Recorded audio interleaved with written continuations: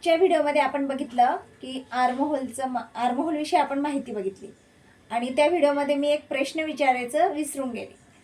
तर तो प्रश्न असा आहे की आपण आर्महोलची जी लाईन आखतो, आर्महोलचं माप काढण्यासाठी त्याच्यासाठी आपण कोणता फॉर्म्युला वापरतो, जी लाईन आपण आखतो त्याच्यासाठी कोणता फॉर्म्युला वापरतो. तर हे उत्तर मी आजच्या व्हिडिओच्या शेवट देणार आहे. तर तुम्ही सुद्धा हा व्हिडिओ बघत असाल तर व्हिडिओ बघता बघता कमेंटमध्ये उत्तर दिलं तरी चालेल. आता आजचा व्हिडिओ खरंच खूप इम्पॉर्टंट आहे. छोटासा व्हिडिओ आहे पण इम्पॉर्टंट आहे. व्हिडिओ हा शेवटपर्यंत नक्की बघा. आणि आज जे मी सांगणार आहे ते सहसा कोणी सांगत नाही, तर लक्ष देऊन ऐका प्लीज. जे नवीन शिकणारे त्यांच्यासाठी तर खूप इम्पॉर्टंट आहे. तर आपण शिवणकामासाठी काही वस्तू वापरतो ना, तर त्या वस्तूंची काळजी घेतली पाहिजे. त्या कशा हाताळल्या पाहिजे ते आज आपण या व्हिडिओमध्ये बघणार आहोत. तर सगळ्यात पहिले आपण बघूया सुई.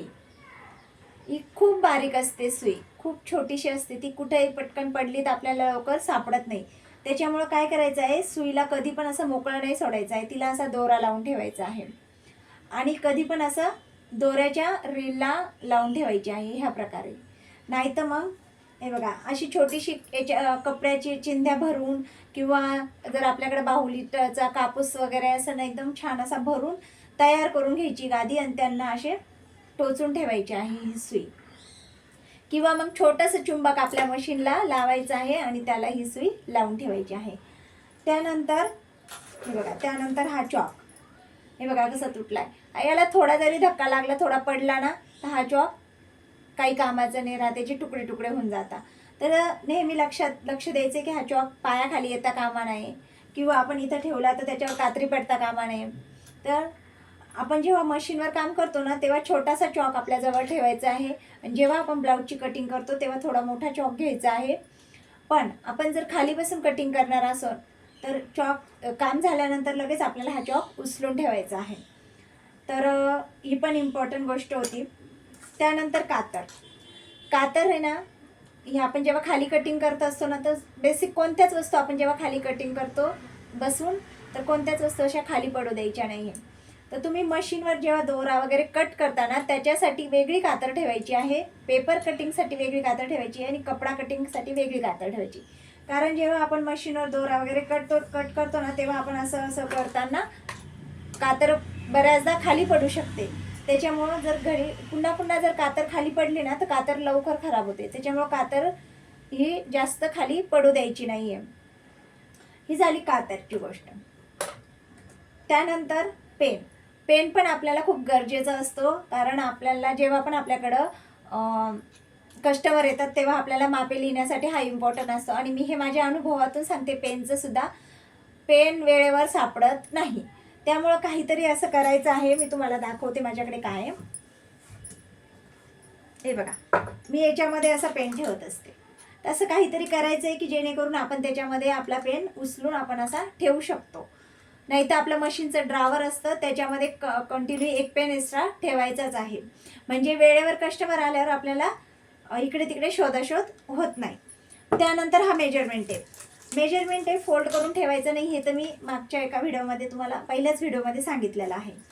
पण टेप वापरताना जेव्हा आपण टेप वापरून काय होतं, हे बघा, हे अंक जे आहे ना ते पुसट होत चालतात. वाटलेच हे अंक थोडे पुसट व्हायला लागले ना, तर लगेच आपल्याला नवीन टेप घ्यायचा आहे. इकडचे अंक सगळे चांगले राहतात कारण आपल्या इकडे जास्त वापर नसतो. आपल्या इथे 15, 16, 17 जास्तीत जास्त 20पर्यंत वापर असतो. कारण आपण छातीचा चौथा भाग टाकतो. उंचीला 15-16पर्यंत उंची असते. 20-25पर्यंतच आपला हा वापर होतो. जास्त वापर होत नाही पुढच्या अंकांचा. आणि वापरून टेप आहे ना थोडासा लूज पडत चालतो. त्यामुळे त्याचे ही जी साईज आहे ना ती पण थोडीशी मोठी होत चालते. त्यामुळे टेप पण थोडासा वाटला आपल्याला की खूप पुसट होतोय तर नवीन टेप घ्यायचा आहे लगेच. बाकी स्केल वगैरे सर्व वस्तू आपल्याला आपल्या जागेवर व्यवस्थित ठेवायची आहे. कात्रीविषयी एक इम्पॉर्टंट गोष्ट सांगते. आणि हे एक आपल्याला बॉबिन, आता बरेचसे प्रकारे बॉबिन भरण्याचे, पण आपण आता नवीन येतं आपण चाकावरच बॉबिन भरणार आहे. तर त्याच्यासाठी आपल्याला हे बघा ही वस्तू लागते. ही म्हणा किंवा कोणती टोकदार खिळा म्हणा, काहीतरी आपण याच्याने बॉबिन भरत असतो. तर हे सुद्धा आपल्याला जपून ठेवायची आहे. कारण आपलं बॉबिन संपलंय किंवा आता ब्लाऊज शिवायचे, बॉबिन भरायचे, शोधाशोध नको व्हायला. त्या सगळ्या वस्तू आपल्याला व्यवस्थित ठेवायच्या आहेत. समजा आता आपण कटिंग करतोय, किंवा मग आपण आपल्याकडे कोणीतरी कातर मागितली, तेवढी कातर दे ग, तर आपण घेतो आणि अशी देतो. समोरच्याचं लक्ष आहे का नाही घेताना ते आपण काय बघत नाही. तर कातर देताना कधी पण लक्षात ठेवायचं आहे, कातर अशी द्यायची आहे. जी पण टोकदार वस्तू आहे ना ती आपल्याला समोरच्याला अशी द्यायची जेणेकरून त्याच्या पण हाताला इजा होणार नाही आणि आपल्या स्वतःकडे पण आपल्याला लक्षात ठेवायचं की आपल्याला पण इजा होणार नाही. आणि हां, सुरुवातीला जेव्हा आपण ब्लाऊज सुरुवातीला शिकत असतो ना मग शिलाई काम, तर सगळ्यात सुरुवातीला पहिले मोटर नाही लावायची आहे. पहिले आपल्याला पायावरच मशीन चालवायची आहे आणि मग हळूहळू हळूहळू जेव्हा आपला स्पीड वाढेल तेव्हा आपल्याला मोटरवर काम करायचं आहे. जर सुरुवातीलाच नाही मला मोटर लावूनच काम करायचं आहे, पायावर करायचं नाही आहे, तर मग काही खरं नाही. मोटर फास्ट चालते, खूप सारे इजा होऊ शकता, हातात सुई घुसू शकते वगैरे वगैरे सर्व. त्यामुळे सुरुवातीला आपल्याला पायावरच पायावरच मशीन चालवायची आहे. आता मशीनची कशी काळजी घ्यायची? मशीनवर जास्त धूळ साचू द्यायची नाही. रोज जेव्हा आपण मशीनवर बसणार ना तेव्हा मशीन पुसून घ्यायची स्वच्छ. कपडा ठेवायचा एक पुसायला त्याच्यासाठी. आणि वेळच्या वेळी मशीनला ऑइलिंग करत राहायचं आहे, नाही तर मशीन लवकर खराब होते. जर वेळेवर ऑइल नाही दिलं मशीनला तर मशीन ही लवकर खराब होते. त्याच्यामुळे मशीनला वेळच्या वेळी ऑइल द्यायचं आहे.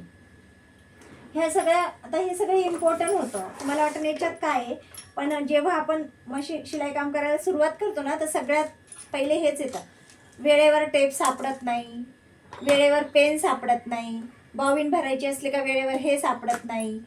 मग सुई आपण अशी दोरा संपला आहे, मग सुई एखाद्या दोऱ्याला नाही लावली गेली किंवा जिथं आपण हुक लावले तिथंच ठेवली, सुई सापडत नाही. चॉक खालीच पडलेला राहतो, खूप घाई असते, पटकन आपण ब्लाऊज कट करतो, वरती मशीनवर बसतो, शिवायला सुरुवात करतो, चॉक तुटतो.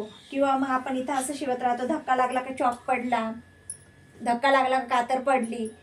मग त्याच्यामुळे ह्या सगळ्या गोष्टी आपल्याला माहिती असल्या पाहिजे आणि याची सवय आपल्याला सुरुवातीपासूनच असलेली पाहिजे. हे सगळं माझ्याबरोबर घडलेलं आहे. मला पण वेळेवर वस्तू सापडत नव्हत्या. जेव्हा मी शिलाई काम करायला सुरुवात केली तेव्हा जिथली वस्तू तिथं सापडतच नव्हती. त्यामुळं हे सगळ्या गोष्टी इम्पॉर्टंट आहे. तर आजचा व्हिडिओ तुम्हाला कसा वाटला कमेंट करून मला नक्की सांगा.